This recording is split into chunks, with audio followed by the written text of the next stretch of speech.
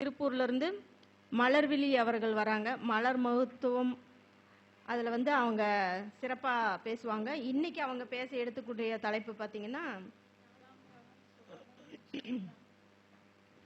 நாலாம்பாவும் சுகமும் மலர் மருத்துவமும் என்ற தலைப்பில் பேச வராங்க. வாங்க சகோதரி வந்து பேசுங்க. நன்றிங்க. எனக்கு இந்த வாய்ப்பளித்த லலிதா ஜோதிட ஆய்வகம் திருப்பூர் சகோதரிகள் கவிதா சத்திவேல் மேடத்துக்கும் ஈஸ்வரி மேடத்துக்கும் நன்றிகளை தெரிவிச்சுக்கிறேன். ஓகே, இப்போ நம்ம பார்க்க போகிறது பார்த்தீங்கன்னா நாலாம் பாவகமும் சுகமும்.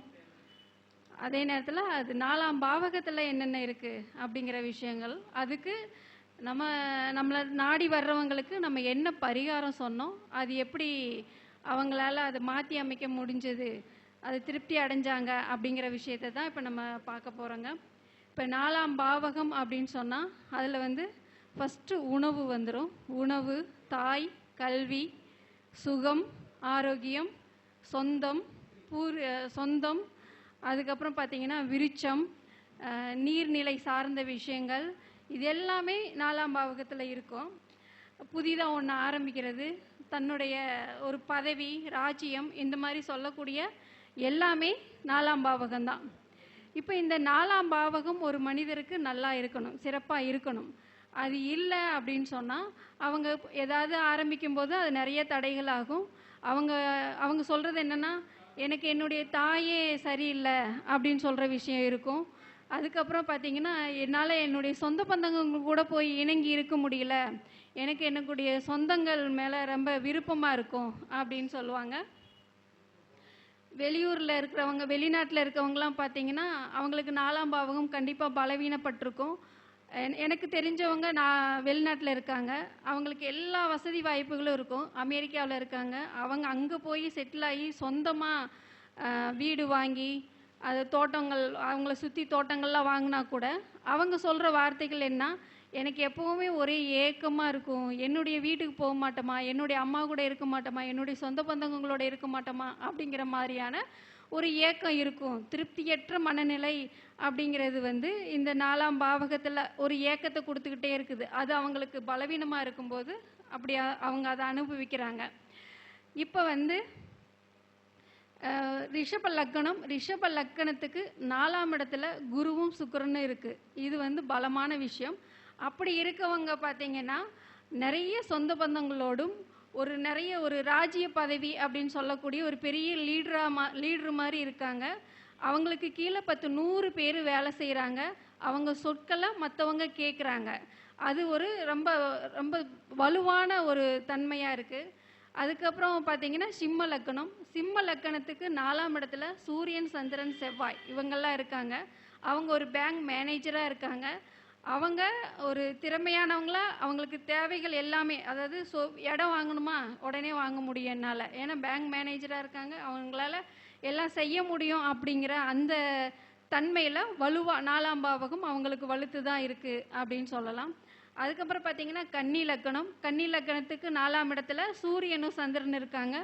அவங்க மளிகை கடை வச்சுருக்காங்க. அவங்களும் அதாவது இந்த பூர்வீகம், சொத்து சுகம் சார்ந்த விஷயங்கள் இது எல்லாமே அவங்களுக்கு எளிமையாக கிடைக்கிது அப்படின்னு சொல்லலாம்.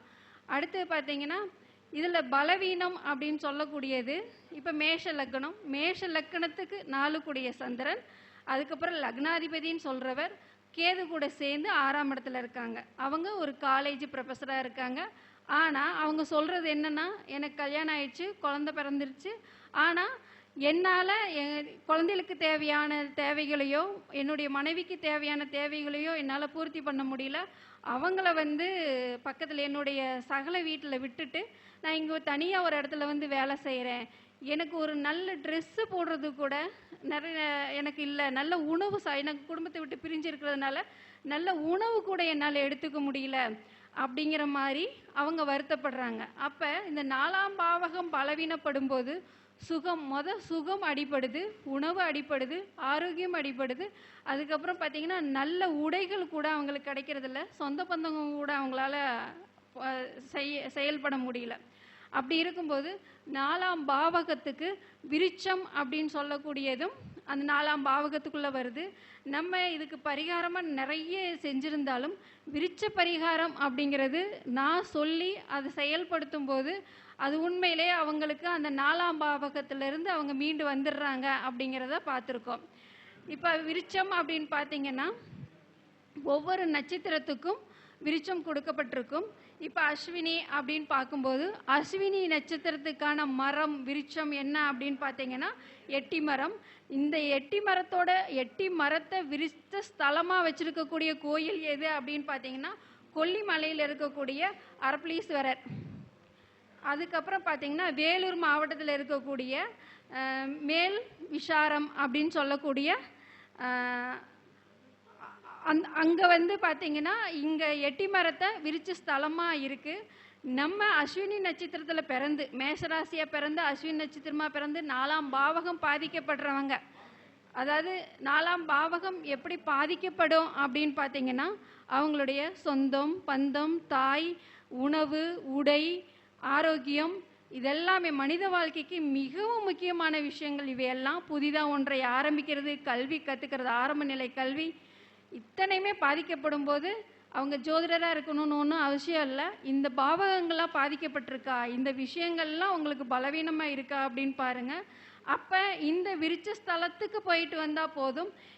விருட்சம் இப்போ ஒரு சில கோயில்களில் இருக்கும், ஒரு சில கோயில்கள் அந்த விருட்சம் இல்லாட்டியும் கூட விருட்சம் இருந்ததுன்னா என்ன செய்யலாம் அப்படின்னு பார்த்தீங்கன்னா அந்த விருட்சத்துக்கு நம்ம ஒரு செம்பில் பாலும் ஒரு செம்பில் மஞ்சள் நீரும் ஊற்றி அந்த விருட்சத்தை நம்ம 2 கைகளால் 10 விரல்களும் அணைச்சி பிடிச்சி அந்த விருட்சத்தை வணங்கும் போது நம்மளுக்கு 4ஆம் இடத்துல கிடைக்க வேண்டிய அத்தனை சுகங்களும் கிடைக்கிது அப்படிங்கிறத கண்கூடாக பார்த்துருக்கோம்.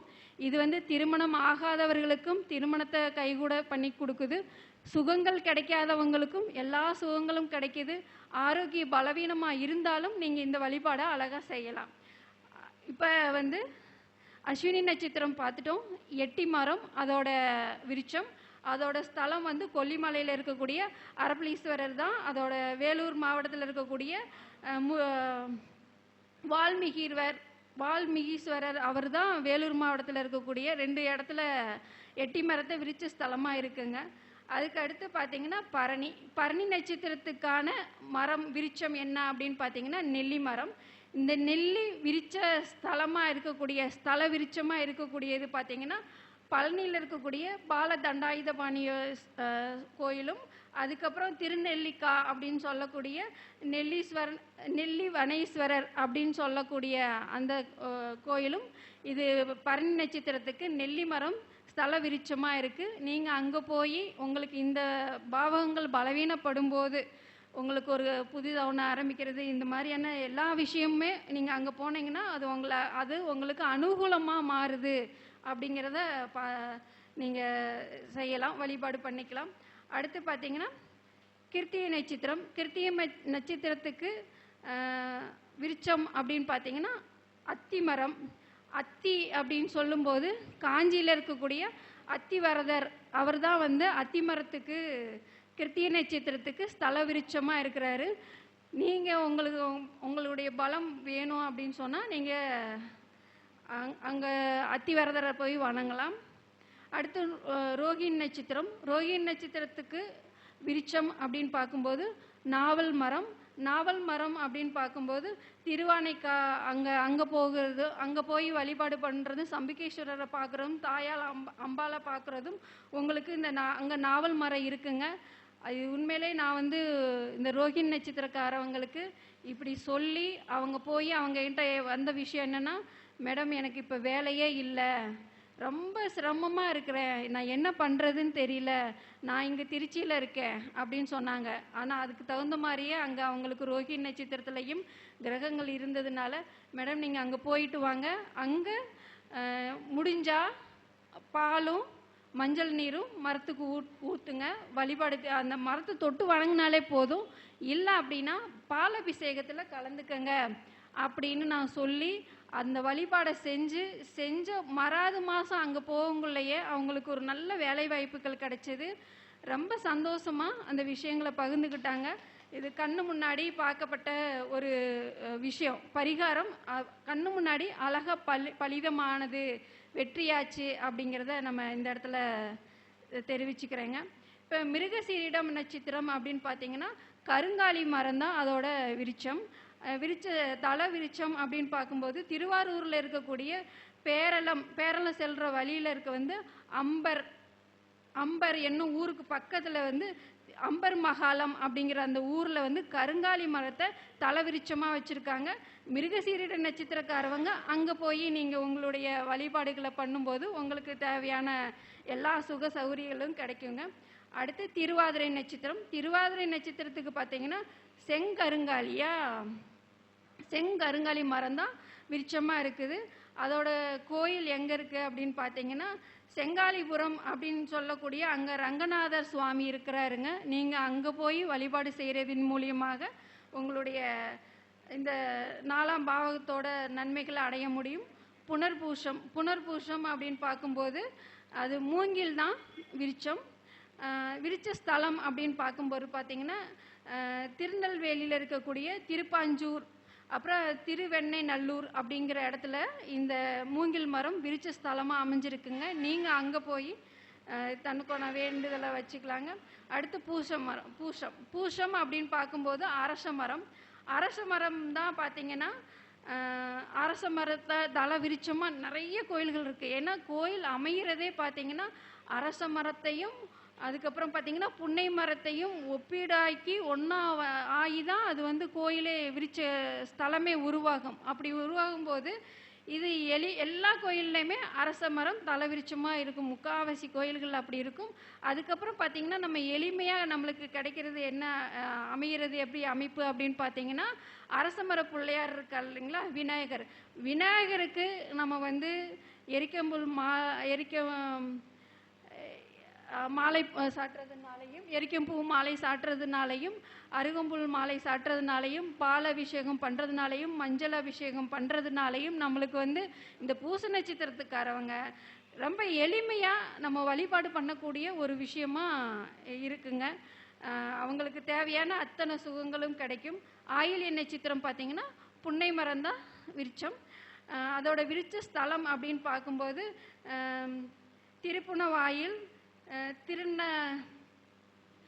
திருப்புகலூர் அப்படிங்கிற இடங்கள். இது புன்னை மரமும் நிறைய கோயில்கள் இருக்குங்க, ஸ்தல விருட்சமாக இருக்குது. நீங்கள் இதெல்லாம் பார்த்து அதுக்கு தகுந்த மாதிரி நீங்கள் அங்கே உங்களுக்கு எப்படி இருக்குது 4ஆம் பாவகத்தை நீங்கள் எல்லாருக்குமே 4ஆம் பாவகம் முக்கியமான பாவகமாக இருக்குது.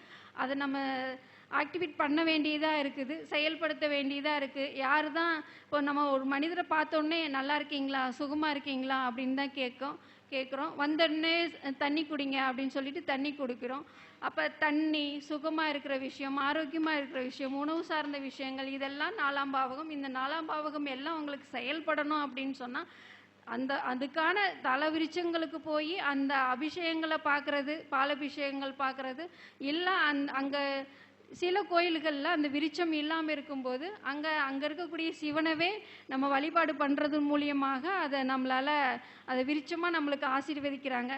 நான் நிறைய இப்போ கோயில்களுக்கெல்லாம் போகிறேன் அப்படின்னு சொன்னால், இப்போ இந்த கோயிலுக்கு போயிட்டு அதோட ஆசீர்வாதம், அதோட எனர்ஜி நம்ம எப்படி அப்சர்வ் பண்ணியிருக்கேன், எனக்குள்ளே இருக்கா இல்லையா அப்படிங்கிறது எனக்கு ஒரு கேள்வியாகவே இருக்கும். அப்படி வரும்போது பார்த்திங்கன்னா அவ்வளவு எனர்ஜியாக இருக்கும். எனர்ஜிங்கிறது என்னென்னா நம்மளை சுற்றி ஒரு பாசிட்டிவான ஆறாக இருக்கும். நம்ம சந்திக்கக்கூடிய மனிதர்கள் இல்லை நம்ம பஸ்ஸில் வர்றோம், ட்ரெயினில் வர்றோம், இந்த மாதிரி வர்றோன்னா நம்மளுக்கு முன்னாடி அழகையான மழலை குழந்தை உட்காந்துட்டு இருப்பாங்க. அவங்க சிரிக்க பேசுகிறதும் கண்ணசைவும் அவங்களுடைய குறும்பும் அது ஒரு வகையாக நடக்கும். அதுவே பெரிய ஆசீர்வாதமாக நான் நினச்சிக்குவேன். அடுத்து பார்த்திங்கன்னா இப்போ ஒரு இடத்துல நம்ம அவ்வளோ பவர்ஃபுல்லான ஒரு வைப்ரேஷன் அதை உள்வாங்கியிருப்போம். இப்போ நான் ஒரு இடத்துக்கு கோயிலுக்கு போயிட்டு வரும்போது நான் இப்போ ஒரு கடையில் போய் நான் கொடுக்குறது 200 ரூபா. ஆனால் அவங்க எப்படி நினைக்கிறாங்க அப்படின்னு பார்த்தீங்கன்னா 500 ரூபா அப்படின்னு நினச்சிட்டு நம்மளுக்கு மீத காசை கொண்டு கொடுத்துட்றாங்க. 100 ரூபா வாங்கினது போக 100 ரூபா மீதம் கொடுக்குறோம். ஆனால் 400 ரூபா கொண்டு கொடுக்குறாங்க. அப்போ அங்கே என்ன ஆகுது அப்படின்னு பார்த்தீங்கன்னா நம்மளுடைய வைப்ரேஷன் ஃபுல்லாக இருக்கும். அவ்வளோ எனர்ஜியில் வருவாங்க.